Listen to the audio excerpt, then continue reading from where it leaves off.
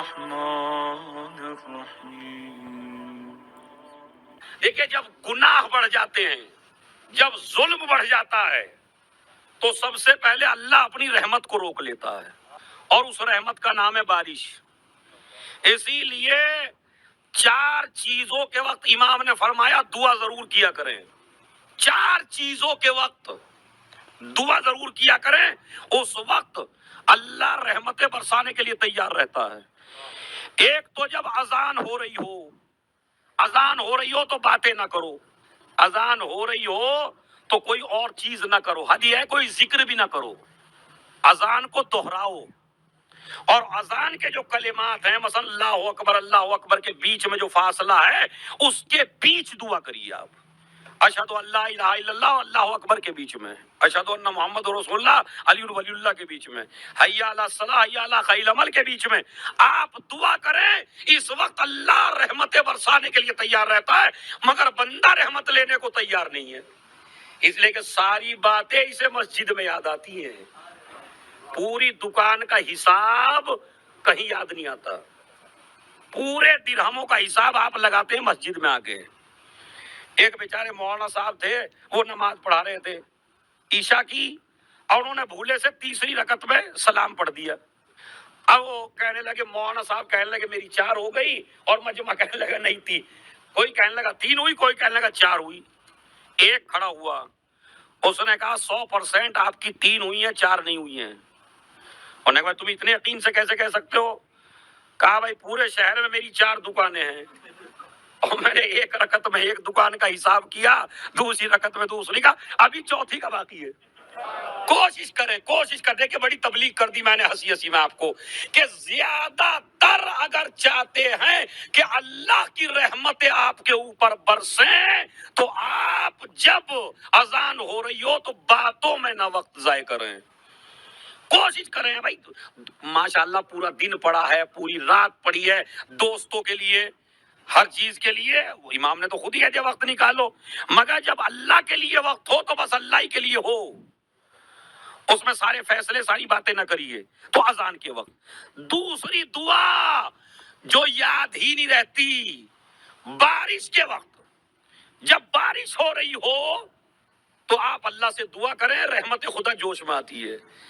تیسری دعا آپ مانگنے کے لائق نہیں ہیں، جب لڑکے لڑکی کا نکاح ہو رہا ہو تو اس وقت اللہ رحمتیں برساتا ہے، مگر آپ کھانے میں لگے رہتے ہیں، رحمت لینے کو تیار ہی نہیں ہے کوئی۔ سب سے زیادہ کم اہمیت آج کل ہے نکاح کی، کھانے میں بڑا مجمع، مہندی میں بڑا مجمع، ہر چیز میں مجمع ہے، خالی نکاح کے وقت یا لڑکی کا باپ یا لڑکے کا باپ یا 2 مسکین مولوی، یہ ہو رہا ہے۔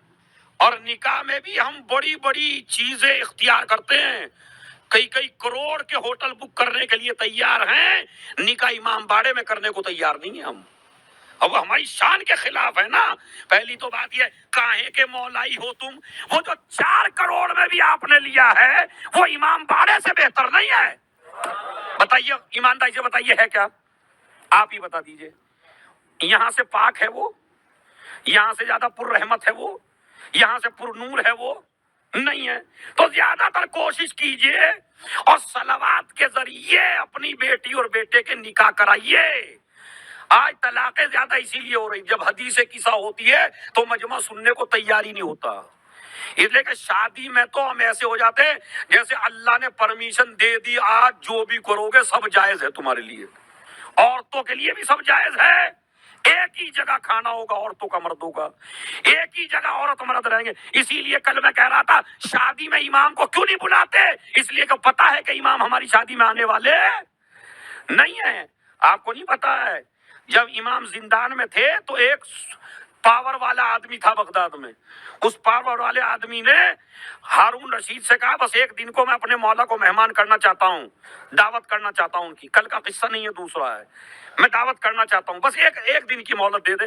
اب جیسے ہر جگہ سپر پاور ہوتے ہیں، پاور ہوتے ہیں، طاقت والے ہوتے ہیں، اس کی بھی بنتی تھی ذرا ہارون رشید سے بہت زیادہ، اس نے کہا پرمیشن ہے، جاؤ، لے گئے، شہر میں لے آیا، بہترین شہر میں لایا تو میرا امام گانے کی آوازیں آ رہی تھی، اس کے گھر سے نہیں، پڑوس سے دور سے گانے کی آواز آ رہی ہے. ایک مرتبہ میری امام نے کہا بھائی میں کھانا نہیں کھانا چاہتا, مجھے اسی قید خانے میں پہنچا دو. کہا کیوں؟ کہا میرا دم گھٹ رہا ہے اس جگہ, میں یہاں 1 منٹ بھی نہیں رہ سکتا, اس سے تو اچھا وہ ہارون رشید کا قید خانہ ہے. تو اپنی محفلیں بھی اس نیت سے کرو, اتنی پاکیزہ کرو کہ وہ محفلوں میں آ سکیں, وہ جشن میں آ سکیں. پتا چلا ہم نے جشن کے نام پہ ایسا جشن کر دیا کہ سب آئے, امام نہیں آئے. کیا فائدہ ہے اس جشن کا؟ اور ایسا نہیں, یہ پہچاننے میں خود اپنے ضمیر کی آواز سنیے کہ یہ جو میں کر رہا ہوں کیا میرا امام اس سے راضی ہے؟ کہیں ایسا تو نہیں کہ امام کہے مجھے قید خانہ ہی بہتر ہے. تو اسی لیے عزیزو یاد رکھیے, ضرور احتیاط کریے, اس لیے کہ جتنی بے پردگی شادیوں میں ہوتی ہے اس بے پردگی کا عذاب اس دن کا اس شادی والے کے حق میں چلا جاتا ہے, کیونکہ سب کی بے عزتی اس نے کروائی ہے نا. اور اگر ویڈیو بنوا دیا آپ نے عورتوں مردوں کی, تو جب تک یوٹیوب پہ وہ ویڈیو چلتی رہے گی, یہ جس نے شادی کرائی ہے. اور ارے جب تم نے 2 کروڑ لگایا ہے تو 3-4 لاکھ میں عورتوں کا انتظام الگ کر دیتے نہیں کر دیتے. تو نکاح کے وقت دعا قبول ہوتی ہے, نکاح کے وقت دعا کیجئے, نکاح اہتمام سے کیجئے, صلوات کے سائے میں کیجئے, پردے کا معقول انتظام کیجئے, کھانا پاکیزہ کھلائیے ورنہ نہ کھلائیے. کس نے کہا کھلائیے آپ؟ ایک مسئلہ یہ درد دل تھا جو میں نے آپ کی خدمت میں بیان کر دیا, اس لیے کہ نبی کی پرورش اللہ نے اسی گھر میں کرائی ہے کہ جس گھر کی غذا سب سے زیادہ پاک تھی. آپ سمجھتے ہیں ابو طالب ہی کو کیوں موقع دیا گیا رسول اسلام کی کفالت اور تربیت کا؟ اس کی وجہ یہ ہے کہ میرا پیغمبر ذرہ برابر بھی لقمہ حرام نہیں کھا سکتا, اور پورے مکے میں سب سے زیادہ جو محتاط تھا اس کا نام تھا ابو طالب. غذا بڑے محتاط ہے. میں ایک روایت سناتا ہوں. اہل کتاب یہودیوں میں سے ایک نے دعوت کی رسول اللہ کی دعوت کی ایک نے, اور دعوت میں بلایا, اور بلا کے جناب ابو طالب لے کے گئے اپنے بھتیجے کو. پہنچے, کھانا سامنے آیا, مرغی بنی ہوئی تھی. یہ مرغی بڑی رحمت ہے ہمارے لیے واقعی. مرغی پکا رکھی تھی انہوں نے, اور جو مرغی بنی ہوئی تھی تو دسترخوان پہ لوگ بیٹھے لگے. رسول نے کہا میں تو نہیں کھاؤں گا. ارے آپ تو اخلاق کا مجسمہ ہیں, آپ تو خلق عظیم پہ فائز ہیں, آپ کے اخلاق کی تو قرآن تعریفیں کرتا ہے. پیغمبر سے بڑا با اخلاق کوئی ہے؟ زور سے بولیے, اب تو کڑوی آ رہی ہے تو زور تمہارا سانس بھی نکلے گا بھائی. مرغی پکی ہوئی رکھی ہے, میں نہیں کھاؤں گا. 2 قصے تاریخ نے لکھے, ایک جگہ بکرے کا گوشت اور ایک جگہ مرغی. نبی نے کہا میں نہیں کھاؤں گا. ارے یا نبی اللہ, مہمان کا دل ٹوٹے گا. کہ مہمان کا دل ٹوٹے تو ٹوٹے, میرا خدا ناراض نہ ہو جائے. بڑا میسج میں نے آپ کو آج کی مجلس میں دیا. آج ہمارے یہاں غلطیاں اسی لیے بڑھ رہی ہیں کہ اگر کوئی حرام کر رہا ہے اور ہم اس کی محفل میں چلے گئے تو ہم نہیں بولتے اس لیے کہ یہ ناراض نہ ہو جائیں, یہ برا نہ مان جائیں. اللہ ناراض ہو تو ہو, رسول ناراض ہو تو ہو, اہل بیت ناراض ہو تو ہو, غلط کام ہو رہا ہے نہیں بولیں گے. رسول تو اخلاق کے پتلے تھے نا, یا رسول اللہ کھا لیجئے نا. کا بندے کو خوش کر کے اس کو ناراض نہ کرو. بندے کو خوش کر کے خدا کو ناراض, لا طاعۃ لمخلوق فی معصیۃ الخالق. اللہ کو ناراض کر کے بندے کو خوش نہیں کیا جا سکتا. جیسے میں مثال دیتا ہوں آپ کو, سونا مرد کے لیے حرام ہے. یہ والا سونا نہیں جو رات میں کرتے آپ بھائی, اگر یہ حرام ہو جائے گا پھر تو سونا چاندی کا بھائی, وہ سونا مرد کے لیے حرام ہے. لیکن چہیتے داماد ہیں آپ اپنی ساس کے, دولہا جو بن کے گئے ہیں وہاں, اکلوتی بیٹی ہے, ساس پہ دولت بہت زیادہ ہے. اس نے کہا میری تمنا ہے میں سونے کی انگوٹھی اپنے داماد کو پہناؤں. اور باپ بھی کہہ دیتا بیٹے ذرا دل رکھنے کے لیے. یہاں دل نہیں رکھنا ہے. سونا مرد کے لیے حرام ہے. ایک منٹ کی یہ بھی نہیں کہ ایسے کیا اور ایسے نکال دیا ایک دم، نہیں کر سکتے آپ۔ بندے کو راضی کرنے کے لیے خدا کو ناراض نہیں کیا جا سکتا۔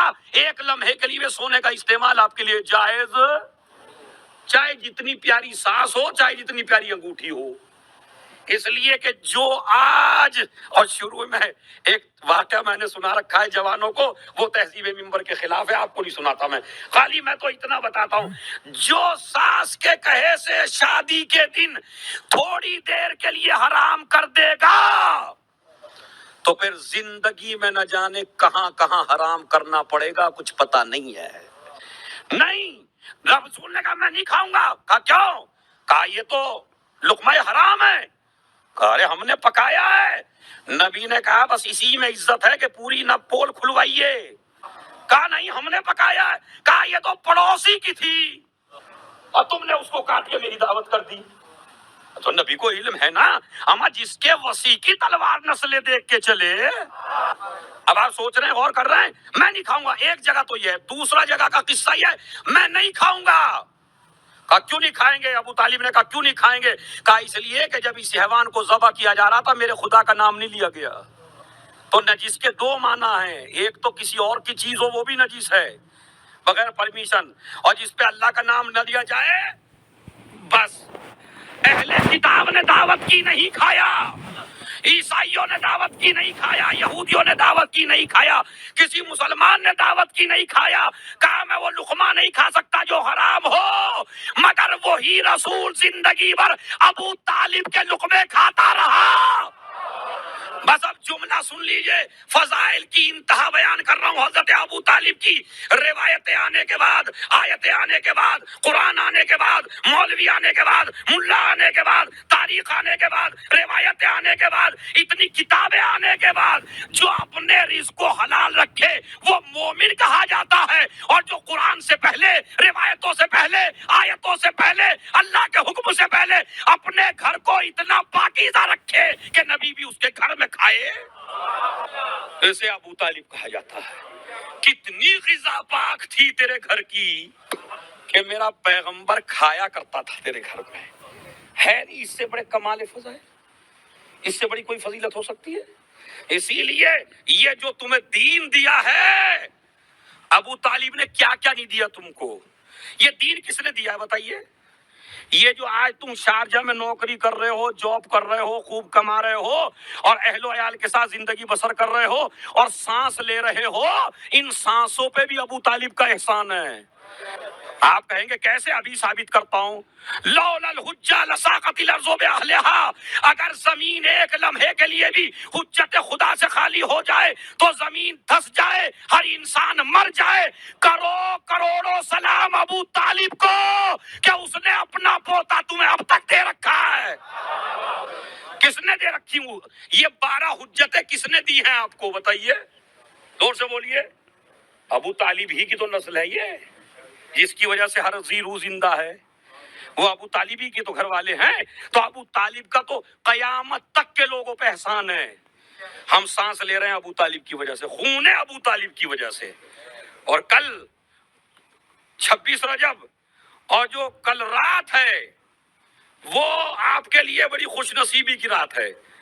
2 رکعت نماز تو اس لیے پڑھیے کہ اللہ نے آپ کو زندہ رکھا اس رات کو درک کرنے کے لیے۔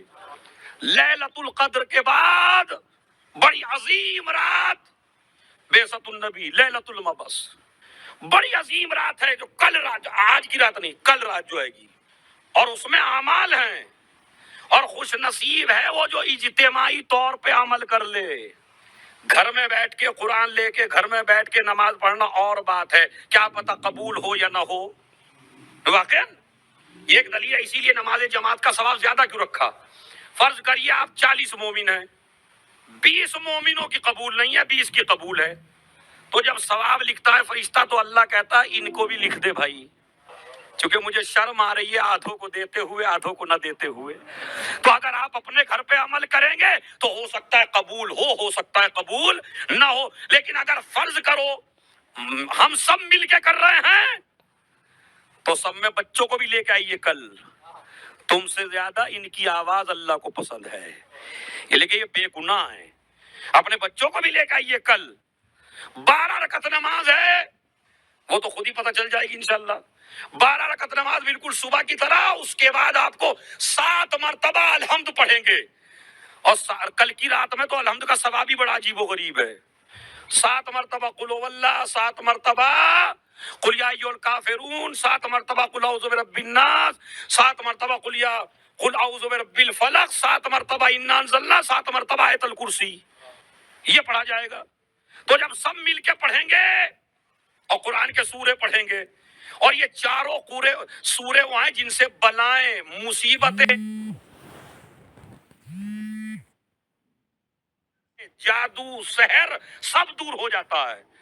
اور کل کی رات تو بڑی عجیب و غریب رات ہے، اسی لیے پرسوں کا روزہ نہیں بھولنا، پرسوں کا روزہ نہیں بھولنا. روایت میں موجود ہے یعدلو سبعین سنہ، 27 رجب کا روزہ 70 سال کے روزوں کے برابر ہے. چھٹے امام کی حدیث ہے بھائی، جا کے دیکھ لیجئے مفاتیح الجنان میں. 70 سال، یعنی اگر تم 70 سال جیو اور 70 سال روزے رکھو تو جتنا ثواب تمہیں ان روزوں کا ملے گا، اتنا ثواب خالی پرسوں آپ کو مل جائے گا ایک روزے میں. اور پرسوں غسل بھی کرنا ہے آپ کو. غسل 27 رجب کرتا ہوں سنت قربت.